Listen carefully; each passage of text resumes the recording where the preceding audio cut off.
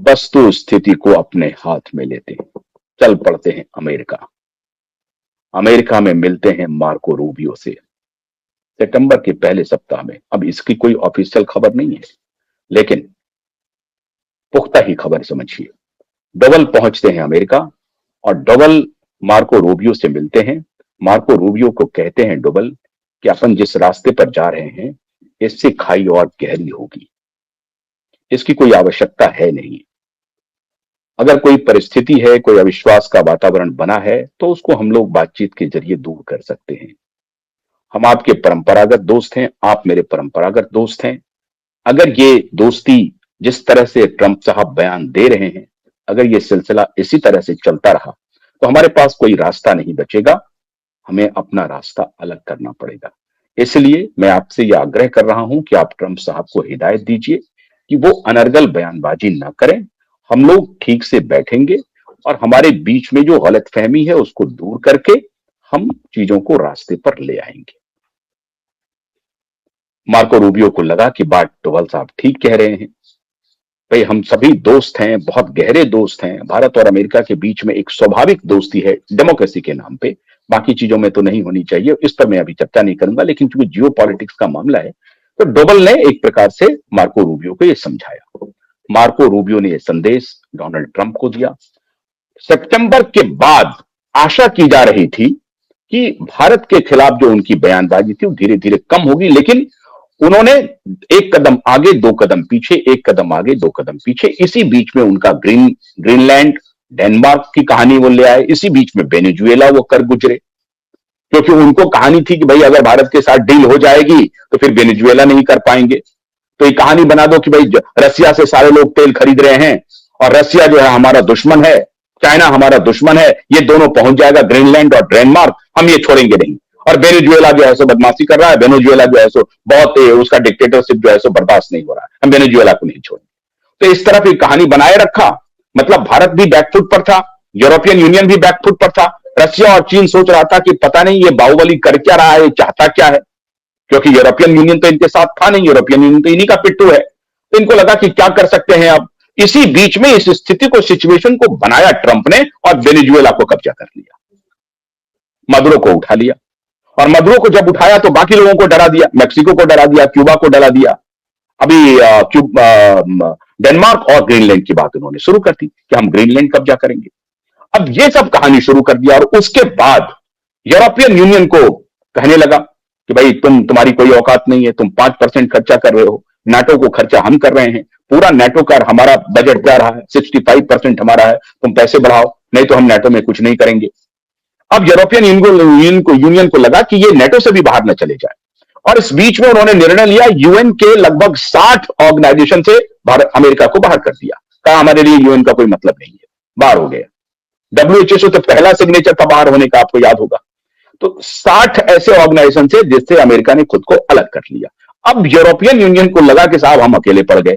अब European union मजबूर हो गया नया पावर सेंटर बनाने के लिए, और उसके लिए उनके पास एक माकूल देश मिला, भारत, क्योंकि चाइना और रशिया के पास वो डायरेक्ट जा नहीं सकते थे।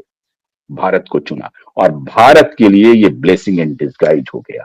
18 वर्षों से जो डील रुकी पड़ी थी उस पर बातचीत शुरू हो गई, और 26 जनवरी के पहले एक घटना हुई वर्ल्ड इकोनॉमिक फोरम में।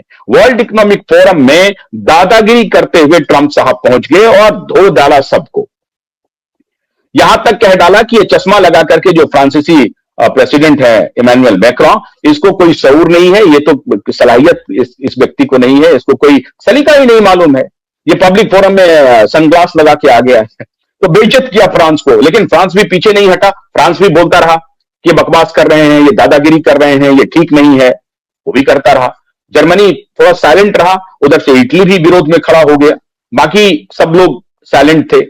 लेकिन फ्रांस ने थोड़ा सा अपना दिखाया कि नहीं भाई हम न्यूक्लियर पावर हैं, हमारे साथ इस तरह से नहीं चलेगा। जर्मनी ने भी कहा कि हम ऐसे नहीं चलेगा, तो वो थोड़ा सा बैकफुट पर आया। उधर कनाडा के प्रधानमंत्री ने तो धो दिया ट्रंप को, पूरी तरह से खरी खोटी सुना दी। और Canada Europe world economic forum आने के पहले चाइना के साथ मुलाकात कर लिया, चले गए प्रधानमंत्री मैक्री पहुंच गए चाइना, और चाइना और कनाडा फिर नजदीक आने लगे। अब अमेरिका को लगने लगा, ट्रंप को लगने लगा कि साहब हम नाराज तो थे मोदी से, लेकिन अब अपनी नाराजगी की वजह से अब हमने ऐसा कर लिया है, इस नाराजगी को दूर करना ही पड़ेगा। वो ठीक डोवाल बोल रहे हैं कि अगर रिश्ता को इसी तरीके से हम खींचते रहेंगे, अपनी नाराजगी को अगर इसी तरीके से खींचते रहेंगे, तो बिल्कुल नया वर्ल्ड ऑर्डर इमर्ज कर रहा है और हमारा जो पड़ोसी कनाडा है वो कहीं चाइना और रशिया की गोदी में न चला जाए और फिर चाइना, रशिया और भारत एक ना हो जाए। इधर यूरोपियन यूनियन जो है वो भी लीनियंट हो रहा है भारत की तरफ, तो हम पूरी तरह से अकेले पड़ जाएंगे। डोवाल ने ठीक कहा है।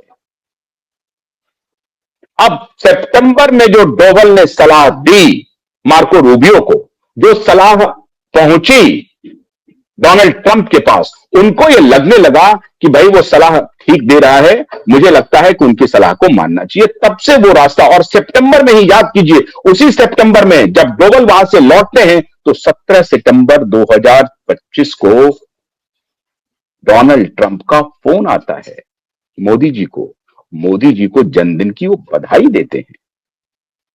ये है डोनाल्ड, ये है एनएसए डोभाल का करामात कि चलिए बातचीत तो होगी। कहा कि बातचीत को हम ऐसे ठीक कर सकते हैं, जरा सा आप एक फोन घुमा दीजिए, हमारे प्रधानमंत्री का जन्मदिन है। प्रधानमंत्री के जन्मदिन पर उन्होंने संदेश भेजा। भारत ने भी जबरदस्त भूरी भूरी तारीफ की, डोनाल्ड ट्रंप की, आभार प्रकट किया कि आपने जन्मदिन पर हमें शुभकामना भेजी है। अब ये जो यूरोपियन यूनियन में जो वर्ल्ड इकोनॉमिक फोरम की जो बैठक हुई और उसके बाद जिस तरह से ट्रंप और यूरोपियन यूनियन पूरी तरह से बिखर गया वर्ल्ड इकोनॉमिक फोरम की मीटिंग में, वर्ल्ड इकोनॉमिक फोरम का पूरी तरह से विरोध करने वाला ट्रंप, कभी उसको कहता था कि ये इलीट क्लब है, ये एक प्रकार से माफियाओं का क्लब है, उसको डायरेक्ट बोलते थे डोनाल्ड ट्रंप कि माफियाओं का क्लब है जो पूरी दुनिया में डीप स्टेट मतलब पीछे से रूल करना चाहता है, उसके खिलाफ थे। लेकिन उस वर्ल्ड इकोनॉमिक फोरम में आए और किसी की हिम्मत नहीं हुई, ग्रीनलैंड पर जो सवाल पूछ रहा था चुप करा दिया उन्होंने। लेकिन कनाडा का जो स्टैंड रहा वो इनके लिए बहुत बहुत मुश्किल भरा था, क्योंकि उनको लग रहा था कि भाई 5 करोड़ आबादी है, बड़ा भूभाग है, और ये अगर चला जाएगा चाइना और रशिया और भारत की गोदी में तो हमारे लिए मुश्किल हो जाएगा। अब कनाडा के प्रधानमंत्री भारत आने वाले हैं मार्च में। अब ये कहानी हुई, इसी बीच में 26 जनवरी आ गया। 26 जनवरी को उर्सुला पहुंच गई भारत, कोस्टा पहुंच गए भारत, और यूरोपियन यूनियन के साथ ऐतिहासिक डील भारत ने कर लिया। और उसके बाद अब ट्रंप को लगा कि भाई डोनाल्ड, जो अजित डोभाल ने जो हमें सलाह दी थी, हमें मानना पड़ेगा। और उसके बाद बातचीत का सिलसिला शुरू हुआ। मोदी और ट्रंप में बातचीत हुई, ट्रेड डील फाइनल हुआ। कहा गया कि अभी 18% करते हैं 25 से घटा करके, जो तुम करते थे 17% भारत करता था, तो बोला हम 18% कर देते हैं, और आगे हो सकता है कि 0 भी हो जाए। क्यों? क्योंकि डोभाल ने गोटी सेट कर दिया है, शतरंज की बिसात पे गोटी फिट कर दिया। डोभाल ने कहा कि हम दोनों एक हैं, कुछ अगर गलतफहमी हुई है तो उसको ठीक कर सकते हैं हम लोग। और भारत के प्रधानमंत्री के साथ फिर से बातचीत हुई, डील फाइनल हुआ, बल्ले बल्ले हो गया। ये है हमारे देश के एनएसए अजित डोभाल, जिन्होंने पूरी जियोपॉलिटिक्स की बाजी पलट दी और मोदी को फिर से सिकंदर बना दिया। मोदी पहुंच गए अपने हाईवे पे और फिर दौड़ लगानी शुरू हो गई। फिर तो राज्यसभा का वो भाषण आया और फिर ये सब कार्यक्रम चला। अभी मोदी के ऊपर जो सदन में एक कॉन्स्पिरेसी चल रही है उस पर भी बात करूंगा। तो ये हैं माननीय अजित डोभाल, भारत के नेशनल सिक्योरिटी एडवाइजर, जो भारत को विपरीत परिस्थिति में एकदम से जो बाजी खत्म हो गई थी उसको पलटा दी। और आज पाकिस्तान पड़ोसी, इतनी बेइज्जती हुई। पाकिस्तान के नागरिकों पर प्रतिबंध है, आपको मालूम होगा, इस बारे में मैंने आपको बता रखा है। पाकिस्तान, बांग्लादेश, नेपाल, भूटान, श्रीलंका, इन सबके नागरिकों को अमेरिका जाने पर प्रतिबंध लगा हुआ है। आप समझ रहे बात को? लेकिन भारत के साथ रिश्ते मजबूत हैं। तो मौलाना मुनीर और शहबाज शरीफ की जो औकात थी वो हमारे एनएसए ने बता दिया कि तुम्हारी क्या औकात है। तो तुम अभी जो बेच रहे थे ना मिनरल्स ले जाकर के, बेचने पहुंच गया था। ये इतना बीभत्स देश है पाकिस्तान, और यहाँ के जनरल, इसकी चर्चा नहीं की जा सकती, इस पर फिर कभी बात करेंगे। लेकिन एनएसए डोभाल ने जाती हुई बाजी को पलट करके अपने तरफ ले आया, और आज भारत और अमेरिका के बीच फिर से रिश्ते प्रगाढ़ हो रहे हैं, आगे हो जाएंगे। बहुत बहुत शुक्रिया, नमस्कार।